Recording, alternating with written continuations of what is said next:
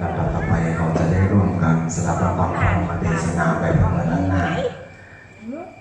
มันมีชื่อเรื่องว่าบารมีปัญจันทร์นะครับได้รับความเมตตาจากพระเดชพระคุณหลวงพ่อธรรมโกกัลยาณวัฒน์สุนทรเจ้าคณะอำเภอแม่แตงนะครับได้โปรดเมตตามาเป็นองค์ธรรมะกระดึกแสดงพระธรรมเทศนาในค่ำคืนนี้นะครับนิปปานังเยนะกาลังสยังปันติโตตังโนมังคังอุทิสิตุงธัมมามุตตะมังธัมมังเตสิตังอโลกัมปิมังปัจฉังอาราธนานังกโรมาขอโอกาสท่านพระครูปลัดธนพัฒน์พัฒรยาโนท่านเจ้าอาวาสวัดทุ่งละครธรรมชัยมงคลวันนี้เป็นวันตกแต่งดาในการตกแต่งขันครูผู้เก่าผู้ป่ายผู้ตายผู้ยังผู้สอนผู้สอนผู้นั่งผู้นอนคุณครูบาอาจารย์ของท่านพระครูปลัดธนพัฒน์พัทรยาโนซึ่งท่านได้จัดทำเป็นประจำทุกปีนี้นั้นจะตรงกับวันที่13ในวันพรุ่งนี้วันนี้เป็นวันที่เราทั้งหลายได้มาร่วมในการเต้นน้ำเต้นธรรมเพื่อได้กำจูยังตัวของท่านพระครูปลัดธนพัฒน์พัทรยาโนตลอดถึงครูบาอาจารย์ที่ได้เคยสั่งสอนของท่านพระครูปลัดธนพัฒน์ดังกล่าววันนี้เกิดเตจฤทธิ์จะได้เทศนาธรรมบารมีปัญจันทร์ก็ขอศรัทธาญาติโยมสาธุชนทั้งหลายที่อยู่บริเวณมณฑลพิธีของวัดธรรมชัยทุ่งละครหรือว่าอยู่ตามบ้านตามจองศรัทธาก็ยกยอบารมีได้ไหวได้สาฟังน้ำฟังธรรมก็เป็นโอกาสหนึ่งที่เราจะตั้งใจกระทำคุณงามความดีเสริมบุญญาบารมีในโอกาสต่อไปวันนี้ตั้งใจเต้นน้ำฟังธรรมเด้อนะโมตัสสะภะคะวะโตอะระหะโตสัมมาสัมพุทธัสสะนะโมตัสสะภะคะวะโตอะระหะโตสัมมาสัมพุทธัสสะนะโมตัสสะภะคะวะโตอะระหะโตสัมมาสัมพุทธัสสะเอวันเมสุตังเอกังสัมมายังภะคะวะราชกะเอวิหารติ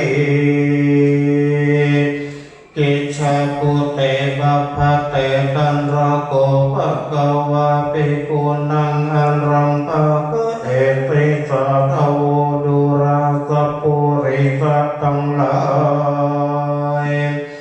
ตั้งยิ่งใจมวลหมู่อันพร้อมนาอยู่ฟังธรรมจงปากันจำฟังอีดังเราจะจี้จะไกลลำดับไปนาบัดนี้แหละนะเอกังกัมมัน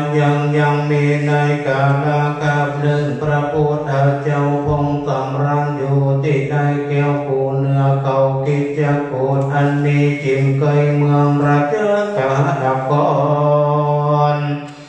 กับโดยอรหันตาเจ้าปัน250 ตนก็มีแรงตั้งสมิงกันในขณะนั้นมหาสารีบุตรเห็นเจ้าก็ย่อมือกลมกราบถามพระพุทธเจ้าว่าพันเตภะคะวะข้าแด่พระพุทธเจ้าอันว่าบารมีปัญจันทร์ยังมีคุณอันประเสริฐล้ำเลิศแก่สัตว์โลกสงสารดังรือเจ้าขออาราธนาพระพุทธเจ้าเทศนาภายโพธิเพื่อให้เป็นประโยชน์แก่สัตว์โลกทั้งหลายไปนะแด่เตอัตโกภะคะวะอันว่าพระพุทธเจ้ากันมหา สารีบุตรเห็นเจ้ามากรมเกลารัตนาก็เตสนาธรรมดวงพระเสริฐพาก็มีกำบังเกิดเมตตาที่ตั้งเก้าเตสนาวานามัตโทรัตนัตตายังตานะปารมิโยโตภะคะวะอิติปิตานะอุปปารมิโยโสภะคะวะอิติปิตานะปรมัตถปารมิโยโตภะคะวะอิติปิสีระปารมิโยโตภะคะวะอิติปิสีระอุปปารมิโยโตภะคะวะอิติปิสีระปรมัตถปารมิโยโตภะคะวะอิติปิเนกขัมมะปารมิโยโตภะคะวะอิติปิเนกขัมมะอุปปารมิโยโตภะคะวะอิติปิเนกขัมมะปรมัตถปารมิโยโตภะคะวะอิติปิปัญญาปารมิโยโตภะคะวะอิติปิปัญญาอุปปารมิโยโตภะคะวะอิติปิปัญญาปรมัตถปารมิโยโตภะคะวะอิติปิวิริยะปารมิโยโตภะคะวะอิติปิวิริยะอุปปารมิโยโตภะคะวะอิติปิวิริยะปรมัตถปารมิโยโตภะคะวะอิติปิขันติปารมิโยโตภะคะวะอิติปิขันติอุปปารมิโยโตภะคะวะอิติปิขันติปรมัตถปารมิโยโตภะคะวะอิติปิสัจจะปารมิโยโตภะคะวะอิติปิสัจจะอุปปารมิโยโตภะคะวะอิติปิสัจจะปรมัตถปารมิโยโตภะคะวะอิติปิอธิฐานะปารมิโยโตภะคะวะอิติปิอธิฐานะอุปปารมิโยโตภะคะวะอิติปิอธิฐานะปรมัตถปารมิโยโตภะคะวะอิติปิเมตตาปารมิโยโตภะคะวะอิติปิเมตตาอุปปารมิโยโตภะคะวะอิติปิเมตตาปรมัตถปารมิโยโตภะคะวะอิติปิอุเบกขาอุปปารมิอุเบกขาปารมิโยโตภะคะวะอิติปิอุเบกขาอุปปารมิโยโตภะคะวะอิติปิเมอุเบกขาปรมัตถปารมิโยโตภะคะวะอิติปิอธิฐานะปารมิโยโตภะคะวะอิติปิอธิฐานะอุปปารมิโยโตภะคะวะอิติปิอุอธิฐานะปรมัตถปารมิโยโตภะคะวะอิติปิเมตตาปารมิโยโตภะคะวะอิติปิเมตตาอุปปารมิโยโตภะคะวะอิติปิเมตตาปรมัตถปารมิโยโตภะคะวะอิติปิอุเบกขาปารมิโยโตภะคะวะอิติปิอุเบกขาอุปปารมิโยโตภะคะวะอิติปิอุเบกขาปรมัตถปารมิโยโตภะคะวะอิติปิมหาทัสสะพะโลพลังพลาปุญญังปัญญาเตชังเตชะสีรังสีรังเจกุณังกุณาอุคิตังอุคตาสัมปันโนโตภะคะวะอิติปิเวติตัพพังเวติตัพพามหาทัสสะพลังพลาพลังภาวันังภาวนาปุญญังปุญญาเหตุปัจจโยโตภะคะวะอิติปิอุตตมังอุตตมะเหตุปัจจโยโตภะคะวะสัมปันโนโตภะคะวะอิติปิพุทธัสสะสัมพุทโธมหาทัสสะภาลามุนีมุนามหาคุณาคุณังราชาราจังอปปตาสาริทิคิตาจริยสัมปันโนโตภะคะวะ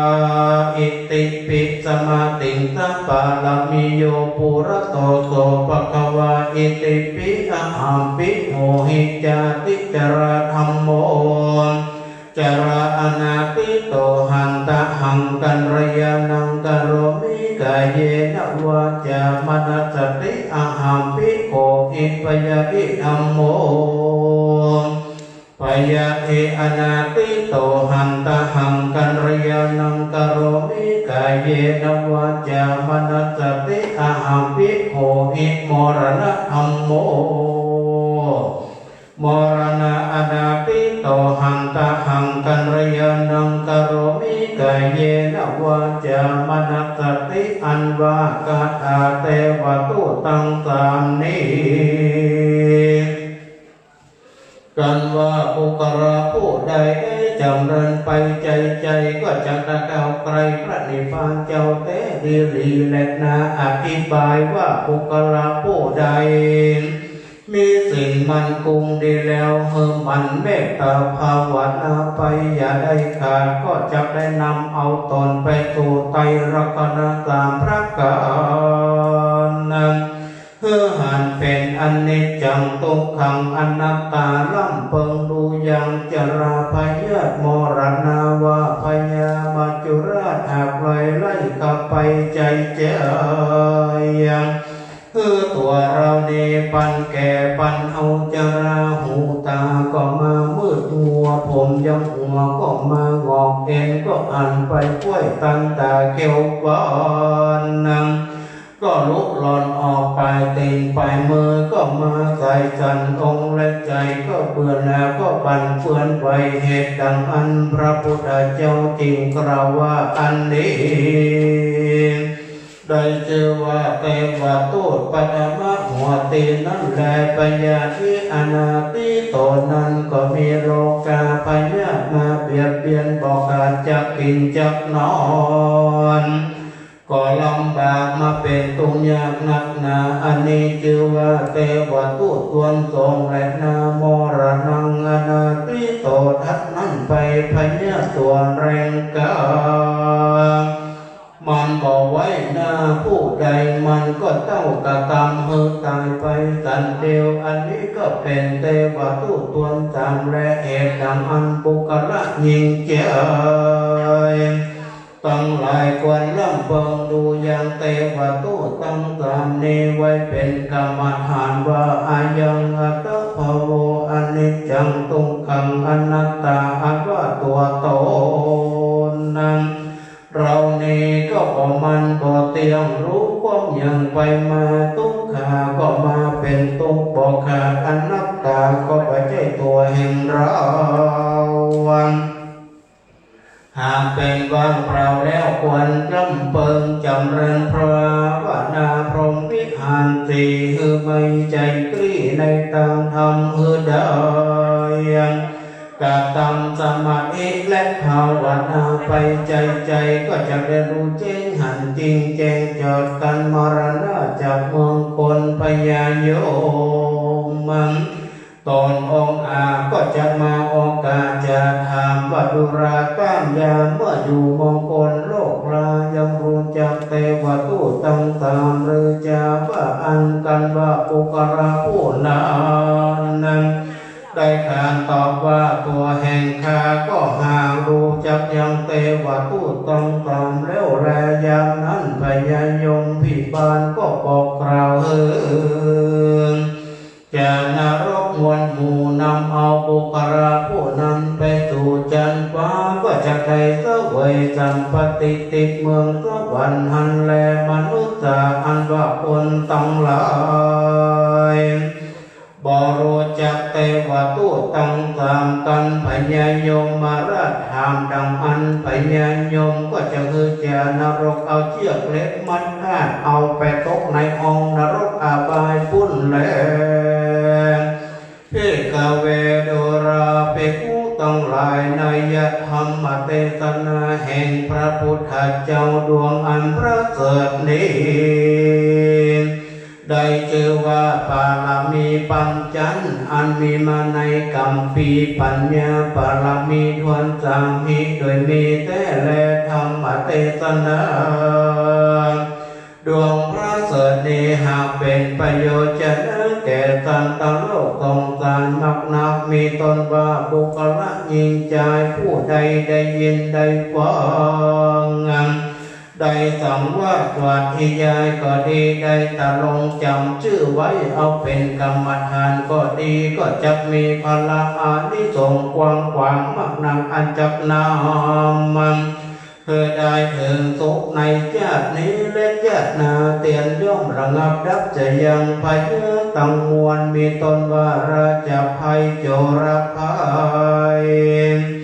อามาตุสัพภัยอักขิภัยวายโยภัยอุทกภัยตั้งข้อเกณฑ์เวรอุบาทกังวลอนตั้งหลายตั้งมวลภัยญาเมื่อยใครตั้งหลายอันเกิดดังกรรมตนตัวก็ดียังบ่เกิดเตื้อดังอันก็ดีก็จะระงับดับหายไปบ่มากรรมมากายได้แม่นว่าจักตัวอันมีปิดแต่ตัว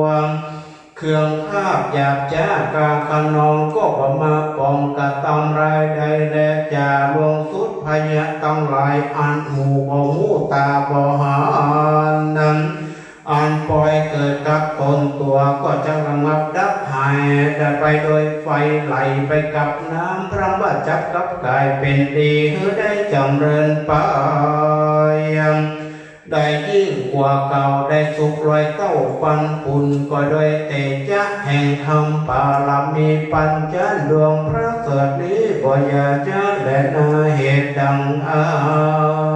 นั้นโยคะวัจระเจ้าและปราชญ์เจ้าตั้งหลายอันเป็นมาแล้วแต่ก่อนก็บ่ฮอดราชยาจักตนก็เตียนย่อมถือเอาเป็นกรรมฐานไว้จุโตนั้น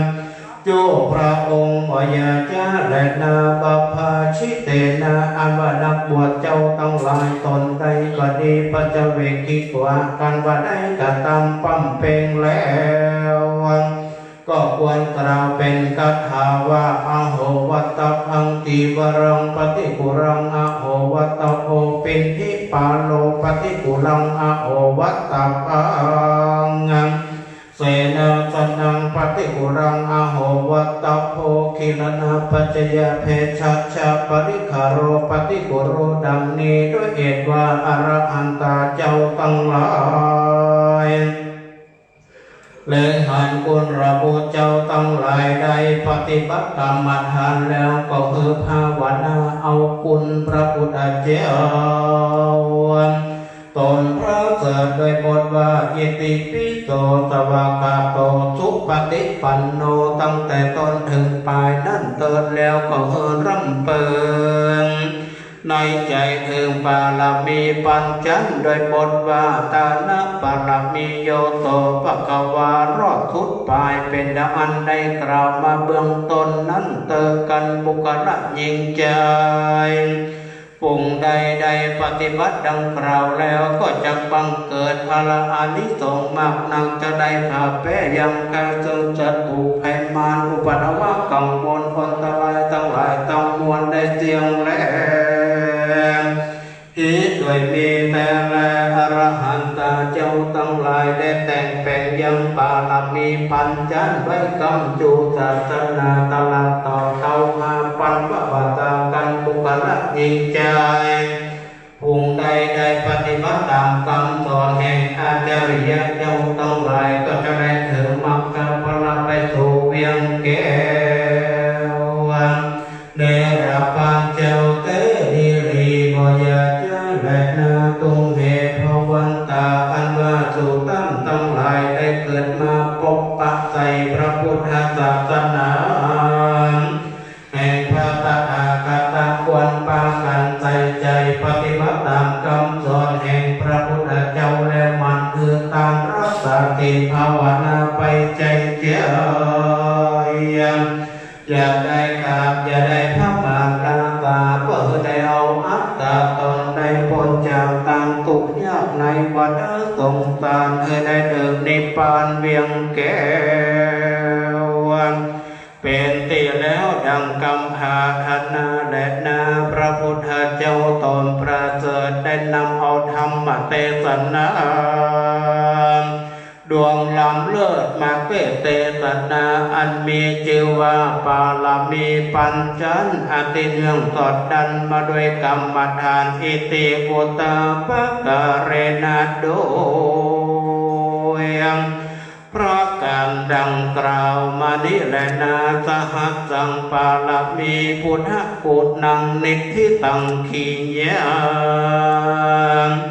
อันกล่าวยังธรรมเทศนาปาลามีปัญจังก็บังโกมสมเรสเด สาธุสาธุสาธุ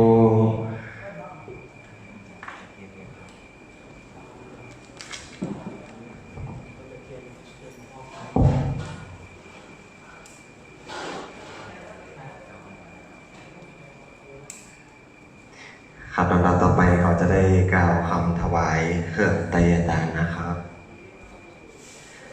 นะโมตัสสะภะคะวะโตอะระหะโตสัมมาสัมพุทธัสสะนะโมตัสสะภะคะวะโตอะระหะโตสัมมาสัมพุทธัสสะนะโมตัสสะภะคะวะโตอะระหะโตสัมมาสัมพุทธัสสะอิมินาสักมะยังพันเตพัจจตุปัจจยานิสัปปะริวารานิภิกขุสังฆสาโอโนชยามะสาธุโนพันเตภิกขุสังโฆอิมานิจัตตุปัจจยาทีนิสัปปะริวารานิปฏิคันหาโตอัมหากังทีฆารตังหิตายะสุขายะนิพพานายะจาข้าแด่พระภิกษุสงฆ์ผู้เจริญข้าพระเจ้าทั้งหลายขอน้อมถวายเครื่องไทยธรรมอันมีปัจจัยสี่เป็นต้นพร้อมด้วยของอันเป็นบริวารทั้งหลายเหล่านี้แด่พระภิกษุสงฆ์ขอพระภิกษุสงฆ์จงรับเครื่องไทยธรรมมีปัจจัยสี่เป็นต้นพร้อมด้วยบริวารทั้งหลายเหล่านี้ของข้าพเจ้าทั้งหลายเพื่อประโยชน์เพื่อมรรคผลนิพพานแก่ข้าพเจ้าทั้งหลายตลอดกาลนานเทอญสาธุ ครับลำดับต่อไปน้อมกราบอาราธนาท่านพระโอปารัตนภัทรภัทรยาโนเจ้าวัดธรรมชัยมงคลตุงละกรได้เข้าประเคนเครื่องไตรยธรรมนะครับ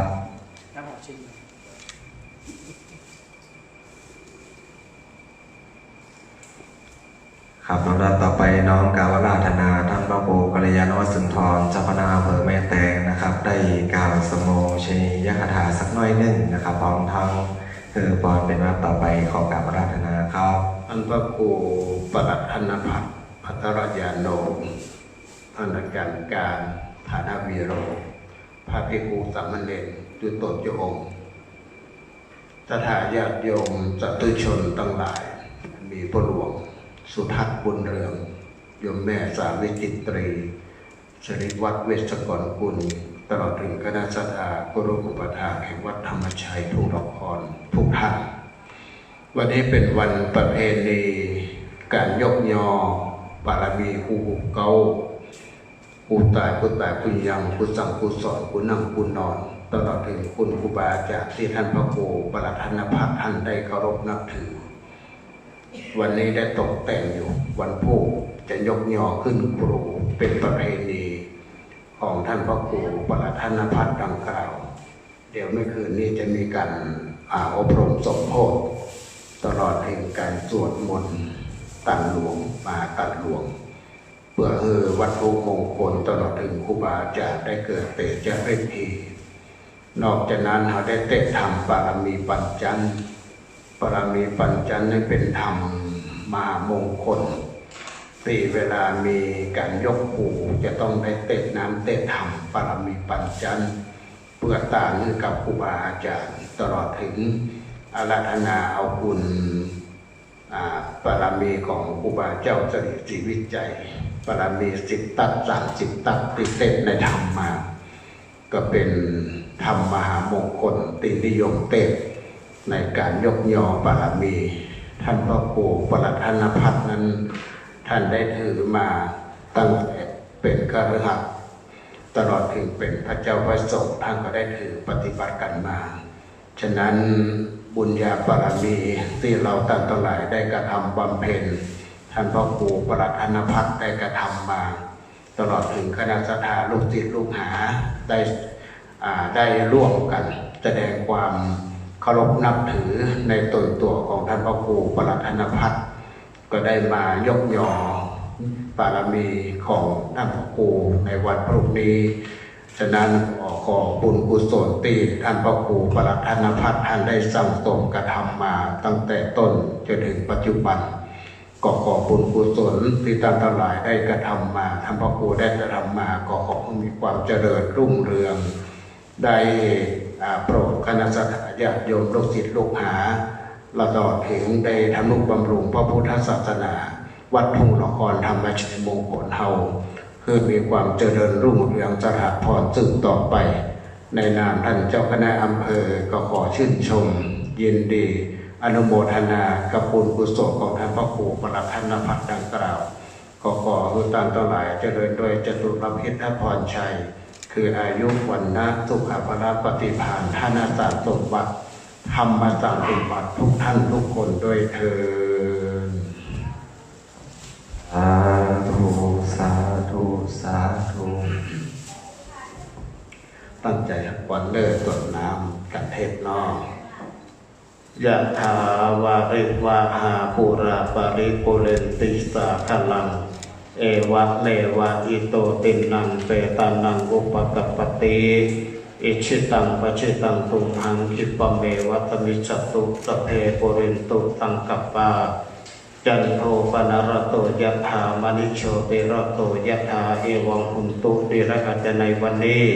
ก็หากเป็นวันดีดีอันวิเศษในว่าบัดนี้ไม่มีท่านพระครูปรทานพัฒน์พัทรยานโนพร้อมโดยศิษยานุศิษย์คณะสัตยาครูอุปถาคือผู้จุคนจริงปากันตรงองค์ฝ่ายตกแต่งแปลงพร้อมน้อมนำมายังวัดภูผาราชาดวงดอกก็ตอกดอกไม้ลำเตียมพร้อมโดยจตุปัจจัยตายตานธรรมเทศนาปารมีปัญจันทร์มาตักขินาเทศนายังกวงแก้วอารามวัดธรรมชัยทุ่งละครวันนี้บุญกุศลมวลปู่นี้ได้ทำบุญยกยอปารมีครูบาอาจารย์ของท่านพระครูปรทานพัฒน์พัทรยานโนเพื่อให้เกิดเตจาฤทธิ์ก็ขอบุญกุศลที่ท่านทั้งหลายท่านพระครูได้กระทำบำเพ็ญมาก็ขอบุญกุศลนั้นจงเป็นพระเดชะเป็นพระวัตรปัจจัยได้กำจูยังตนตัวของท่านพระครูปรทานพัฒน์ในดีกาการวันนี้ตั้งแต่การวันทำบุญให้ตามวันนี้ก็ขอให้ตามทั้งหลายประกอบด้วยจบปีจบเดือนจบวันจบยามอายุปีอายุเดือนอายุวันอายุยามเพื่ออยู่แลกำจูวรพุทธศาสนาองค์ตรีสัพปัญโยพระพุทธเจ้าเจืองกีรการ100 ของขวตานั้นจุจักมีใจยตุภวัง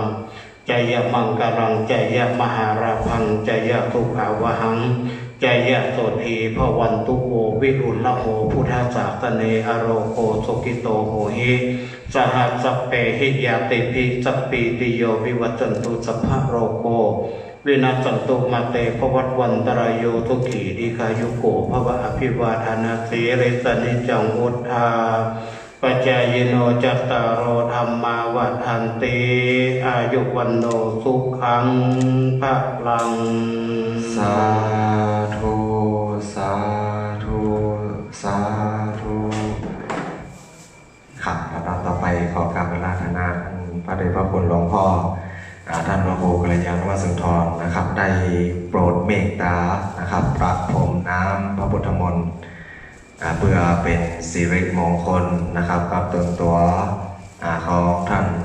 พระครูปรัตนภัทรพัฒแอนโนนะครับหรือว่าอาจารย์ฤาษีพุทธเวชและศิษยานุศิษย์นะครับทุกท่านที่ได้มาร่วมในพิธีวันนี้พร้อมด้วยคณะสัตยาวัดธรรมชัยมงคลตุ้งกรเอาทุกคนโดยนะครับแน่ทั้งรุ่มนะครับใครจะรับน้ำพระพุทธมนต์ก็ขึ้นมาตะบนเพศได้นะครับไม่ตะบนพระวิหารนะครับ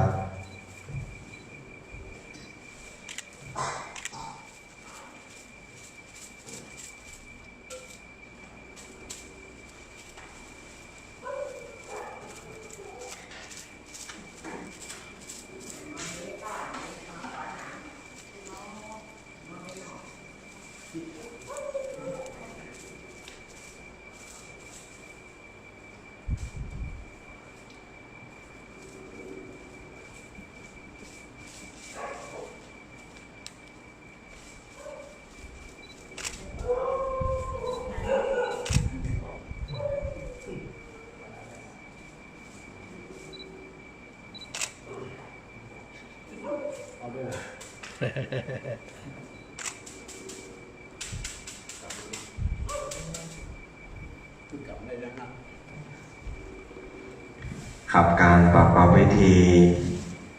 ในทางพระพุทธศาสนาในช่วงแรกก็เสร็จสิ้นบริบูรณ์แล้วนะครับซึ่งภาคที่สองนั้นนะครับจะเป็นการจำเริญพระพุทธมนต์นะครับพุทธาภิเษกวัตถุมงคลและเป็นการอบรมสมโภชนะครับในงานไหว้ครูบูรพาจารย์นะครับของท่านพระอาจารย์พุทธเวชนะครับหรือว่าท่านพระครูปรัตนภัทรพัฒยาโนนะครับเป็นช่วงที่สองนะครับซึ่งได้กับอาราธนาศิษยานุศิษย์นะครับของท่านอาจารย์พุทธเวชนะครับได้มาจำเริญพระพุทธมนต์นะครับสวดมนต์ตังนะครับพุทธาภิเษกเป็นระดับต่อไปนะครับครับคนคำรถนะครับพระเดชพระคุณหลวงพ่อท่านพระครูกัลยาณวัฒน์สุนทรนะครับได้ขึ้นมาเอาเครื่องไตรยาตานตัวนี้นะครับเนี่ย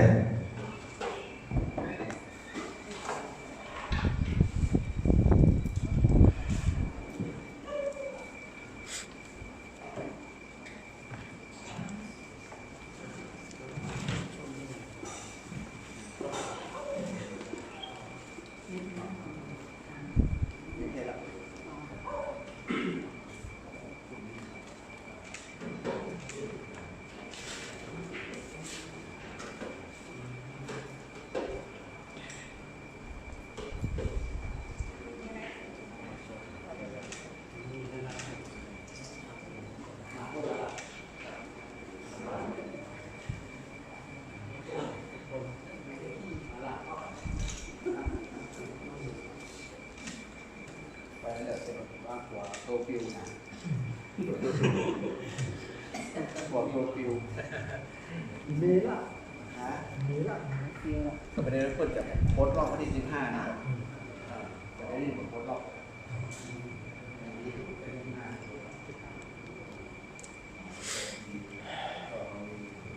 ให้มาจ้าปั๊บบางอย่างแต่ว่าสปาหมวดหรือเกิดขึ้นเลยก็มีประเด็นไปต่างประเทศนะแต่ว่าภายในประเทศได้ไปได้แต่ว่าต่างประเทศนะ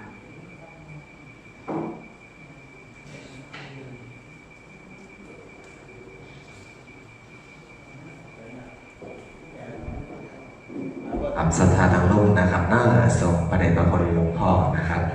แบ่งตามให้นะครับประเดชพระคุณหลวงพ่อท่านพระครูกัลยาณวัฒน์สุนทรนะครับ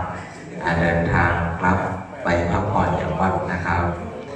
ในโอกาสนี้นะครับในนามตัวแทน ศิษยานุศิษย์ท่านอาจารย์พุทธเวชนะครับหรือว่าท่านพระครูปรัตถมัตถพัฒน์พัตรายาโนขอกราบขอบพระคุณในเมตตาธรรมพระเดชพระคุณหลวงพ่อท่านพระครูกัลยาณวสุนทรนะครับเจ้าคณะอำเภอแม่แตงนะครับได้โปรดเมตตามาแสดงพระธรรมเทศนาแบบเพื่อล้านนาในค่ำคืนนี้นะครับ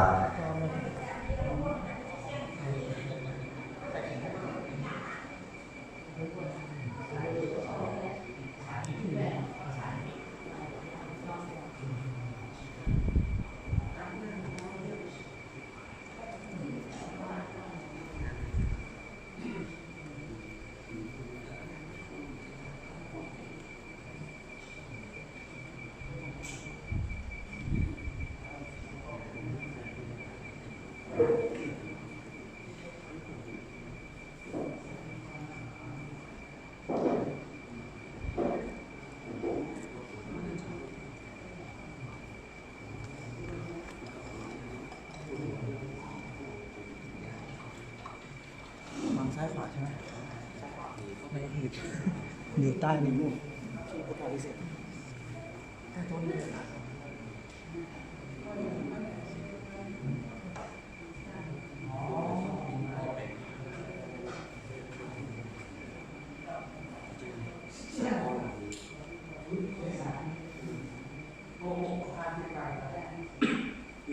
อีกสักครู่จะสวดมนต์ตันพุทธาพิเศษกวัตถุมงคล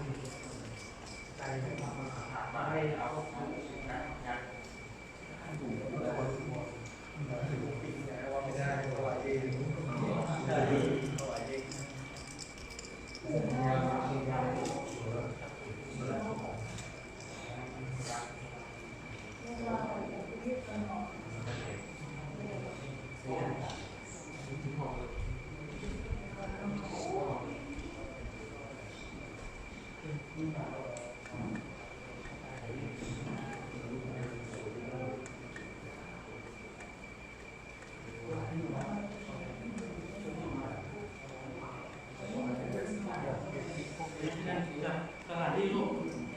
ยกสามารถเข้าสู่ที่เดิมครับ ครับขอแห่ลูกศิษย์นะครับของท่านอาจารย์ฤาษีด้วยนะครับมาเจอกันทั้งหมดที่ทำนะครับเนื่องจากสถานที่ประกอบพิธีพุทธาพิเศษกด้วยนะครับ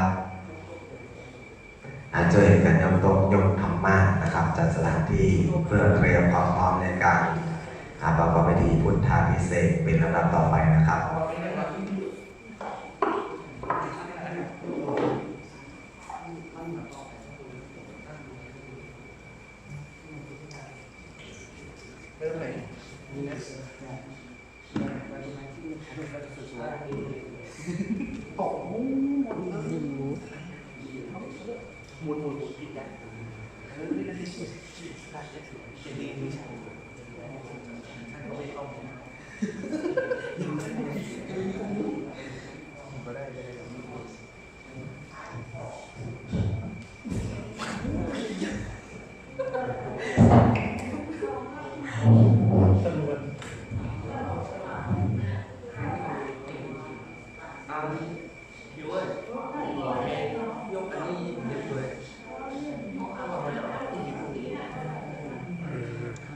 หาซื้อ ครับ ไปหมู ก็ ซื้อเครื่องหมูแบบใหญ่เอาได้มีน้ำมีหมดได้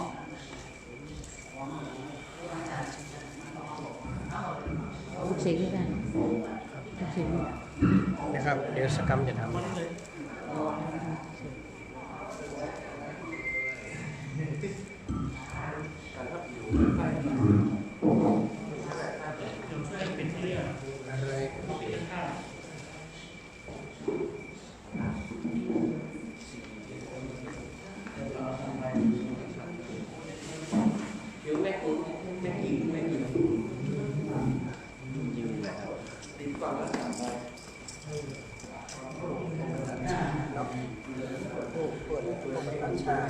นี่ขอทำด่วนนะอาจารย์เนี่ยยกพูดกระจาย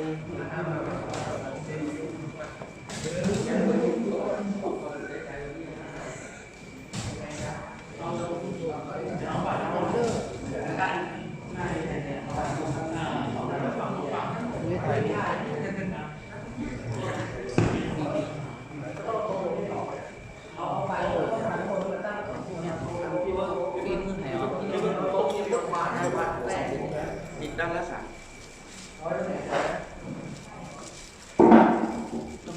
ตัดสินใจเท่าไหร่ถ้าถัดมาจะได้เหมือนกันด้านละ3เหรอชื่อเหรอแม็กเลยอ่ะ ด้านละเราก็ทำจาน เดี๋ยวขึ้นจานกันออกจานแล้วก็ได้